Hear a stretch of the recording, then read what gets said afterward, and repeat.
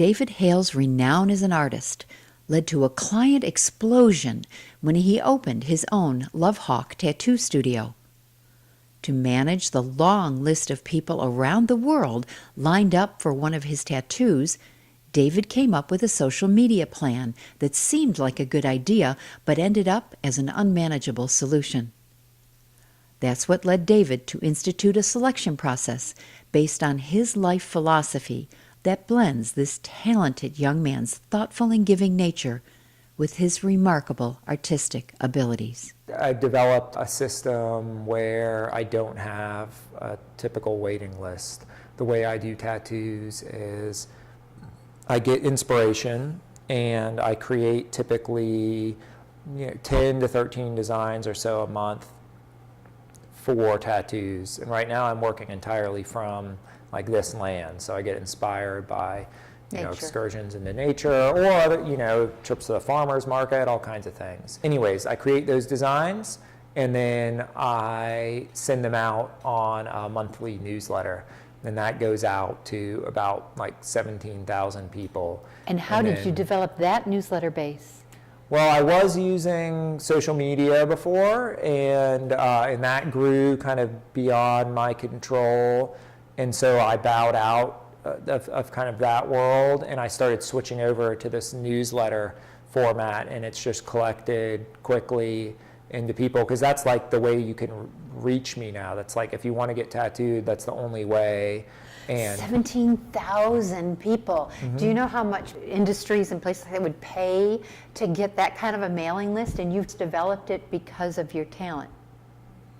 Yeah, well, I don't know if it's because of my talent, but yeah, it is amazing. It's absolutely amazing. It goes out all over the world, and it's still, I have a small town mentality. Like, when I hear about people in the newsletter, I expect that it's somebody I know.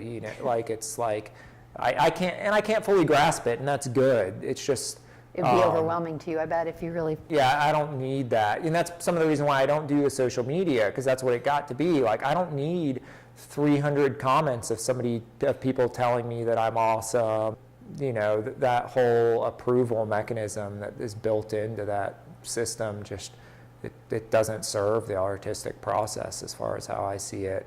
And so anyway, I developed this system, and what had happened was a few years back I had tried a system of, I told people for 1 month I was going to take applications for like custom for tattoo designs, and in 1 month I got over 500 applications. And it took me and my wife, at that time she was helping doing all my scheduling and everything, and we read every single one, and it took months. And it's really difficult because the way I do things, people want to get tattooed by me for reasons that are very deeply sincere. And a lot of some of those people would say, my child passed away, for example, and you're the only person that I'll have do this tattoo. Now, it's really hard to say no to that person and try to select from 500. So we spent months going through these, and we selected, I don't know, maybe 200 to 300 of those people and put them on a waiting list, told them you will get tattooed, here's the process. We would book every few months out and everything. Because that process was so arduous. And that had to take a year and a half by itself. Yeah, and like emailing back and forth with all the clients, because most of them were coming out of town. I do like 20 emails for a tattoo to get everything all worked out, all the specifics. And then, like, when am I drawing? When am I walking in the woods to get inspired? It was becoming clear it wasn't working. Meanwhile, I started doing this thing where I wasn't tattooing on Wednesdays at the time. So I developed a system called Gratitude Wednesdays. And I would do a sheet of designs for all of the Wednesdays of that month. Like, the first one I did was a fish theme. I drew my 4 favorite fish. And then I would choose a charity associated with whatever the theme was, and those Wednesdays designs, the money would go to that charity. It was about me establishing gratitude for the things around me, for my clients, and then sharing that. Mm-hmm. And so I started sending out this newsletter with the gratitude tattoos, and people responded amazingly to it. People would come to get these tattoos with amazing stories of how they were waiting for these specific designs, and then I just happened to draw it. And I'd have to be a complete fool not to like recognize what was happening, to the extent that we're working on publishing a book about all the stories called Gratitude Tattoos. It's going to take a couple of years to come out, but it'll be a big internationally published book. Do you charge for these tattoos? Like, are you making money and earning a living off of them? Positively, but I do a thing where, the individuals, when they get selected, they pay a $100 deposit to secure their appointment, which I found helps with people, people need that degree of commitment. Yes. And then that covers my cost. And then beyond that, I have pay-as-you-see fitting policy. So I don't charge people a particular rate. I tell them what other tattooers typically charge, because I find that helps give people. And what is that? I don't window. know. It all depends where you are. Like around here, most tattooers are charging between $100 and $150 an hour. In big cities and really renowned tattooers might charge up to $300 an hour. Just that, if I just line that, like if I was just doing what's on this page, would probably take 3 hours maybe, I'd say. So it could average $300 to $500 in any tattoo parlor to get that done. Mm-hmm. What are the places that are easiest to tattoo and what are the hardest? The places easiest to actually tattoo ink into the skin are places that the skin is tighter naturally, like the calves are typically like the easiest spot on the body. The thighs are typically pretty easy. The forearms, the upper arms, when you get on joints and things where the skin gets more elastic, it can get a lot more difficult. Or places that are hard to get to, like your ribs are really difficult. You got a lot of variation. Both your arms one arm is heavily tattooed, and I can see a little bit here on your chest, and I know you have one on your back.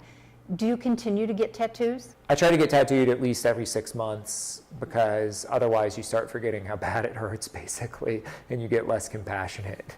How often do you tattoo now in a month? How many days on a month? Well, right now I've been working on a big mural, so the past few months I haven't been tattooing as frequently, but I'll return back to my normal schedule next month, and I normally end up tattooing about 12 days a month or so. So what are you doing the rest of the time? Lots of drawing. I draw every day, and it's a lot of work, especially the way I do it, because I'm designing the tattoos as finished pieces of artwork. And I have lots of art shows, and I do a lot of illustration, so I always have various illustration jobs happening. And illustrations of, I heard band covers and things like that. Yeah, I do I'll do posters for band, and I'm working on a wine label right now. A coffee can for a local coffee roaster. I can't tattoo all of the time. Like, it's very exhausting. Is it physically challenging? Yes, it's extremely physically challenging, mentally exhausting, and energetically.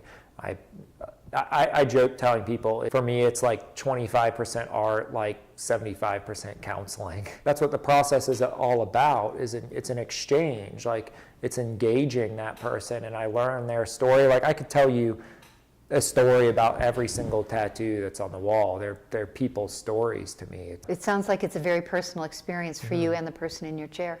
Yeah, it typically is. I mean, it's like you're letting somebody hurt you for a long period of time, and they're trusting me to permanently draw on their skin. People open up. So kind of like the bartender or the hairdresser in a way. They tell you things. Yeah, I things. think so. Yeah, totally. And yeah, maybe even more so. I've heard amazing things from a lot of amazing people.